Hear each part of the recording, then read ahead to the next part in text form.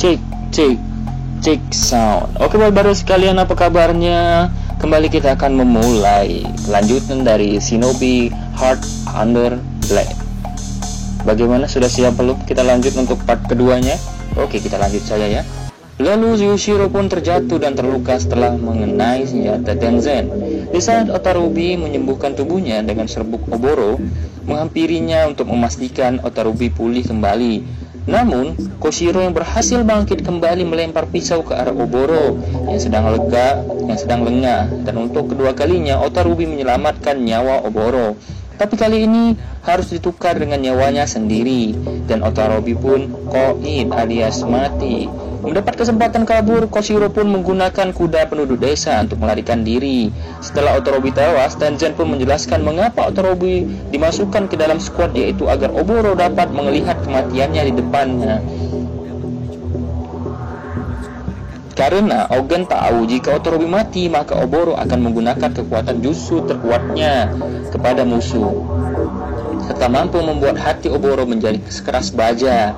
Oboro yang sedih dicampur marah. Ya, taulah ya, kalau cewek lagi marah gimana ya gitu. Ya udah, lanjut ya. Dan langsung mengejar Koshihiro dengan sangat cepat dengan jutsu yang belum pernah ia tunjukkan di film ini. Dan tak lama kemudian kuda Koshihiro pun terlihat dan mulai mendekati Oboro. Koshihiro yang sedang terluka parah tak mampu menambah kecepatan, dan akhirnya Oboro pun berhasil mengejarnya. Dan disinilah Oboro berhasil mengeluarkan dojutsunya yang bisa merusak pembuluh darah dan tulang belulang hanya dengan tatapan, kayak mata Hitachi di film Naruto ya. Oke, lanjut. Dan Koshiro pun seketika jatuh dari kudanya. Oboro langsung menghampirinya dan membunuhnya dengan sebuah samurai tanpa ampun. Sementara itu Genosuke dan Kagero yang sedang dalam perjalanan menemukan patung kayu yang dibuat oleh Tenzen yang berisi sebuah pesan untuk menemui dirinya di sebuah kuil yang tersembunyi. Genosuke pun menemui Tenzen di kuil tersebut dengan menyuruh Kagero menunggu di luar. Lalu Tenzen menjelaskan sejarah shinobi kepada Genosuke karena dia sudah hidup selama ratusan tahun dari era peperangan hingga era yang damai seperti sekarang ini. Dan dia pun menyadari shinobi sudah tak dibutuhkan lagi dan selalu mencari cara agar mati di tangan musuh karena itu akan membuatnya mati sebagai shinobi. Tapi sampai saat ini belum ada yang bisa membunuhnya karena sudah tidak dibutuhkan lagi. Untuk apa desa shinobi berada? Dan karena hal itulah dia juga berencana menghancurkan dua desa tersebut, Manjidani dan desa Subagakure, tenggelam dalam kegelapan tanpa seorang pun tahu bahwa pernah ada desa seperti itu di dunia ini. Dan Tenzenlah yang menyerahkan peta tersembunyi kepada penguasa agar mereka menghancurkan desa tersebut.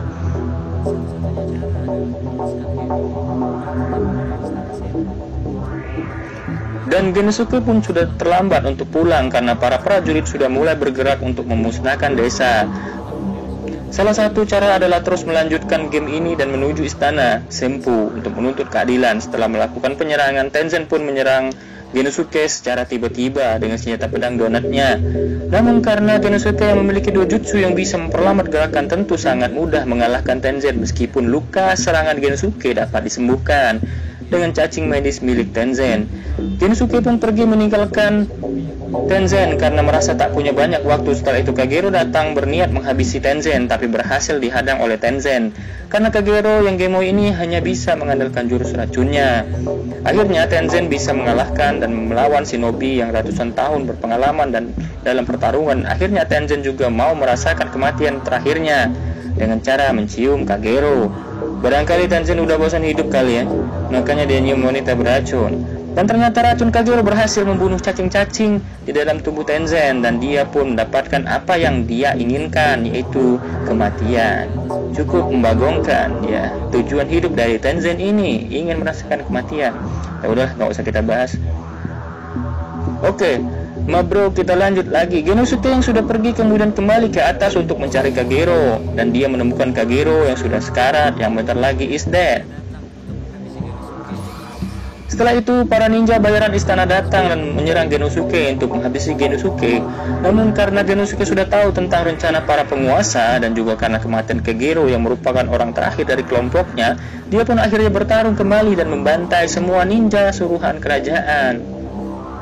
baku hantam terjadi. Setelah pertempuran dan baku hantam, Genosuke merenung dan kemudian berteriak karena harapan yang selama ini diharapkannya seakan tak akan berujung kenyataan. Dan saat paginya, Genosuke kembali melanjutkan perjalanannya menuju istana Senpu dan Oboro sudah menunggunya di pinggir pantai. Namun kali ini tak ada adegan mesra-mesraan seperti yang mereka lakukan di awal dulu, di pinggir sungai dulu, melainkan melakukan pertarungan terakhir antara hidup dan mati. Oboro yang sudah menggunakan kalung klan menandakan dia sudah siap mati demi membela klannya.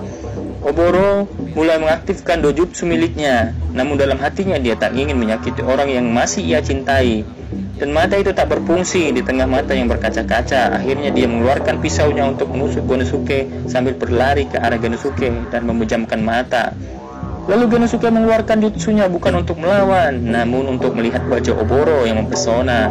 Untuk terakhir kalinya, wah adegan mesra-mesraan ini. Saat Oboro tepat di depannya, Genosuke sengaja tidak menghindar agar Oboro bisa membunuhnya. Dengan begini, Genosuke yang sudah tak memiliki harapan untuk mendamaikan desa Majigani dan Subagakure itu akan segera dimusnahkan. Setidaknya dia masih memiliki orang terakhir yang dimiliki oleh klan Iga dan Koga, yaitu Oboro.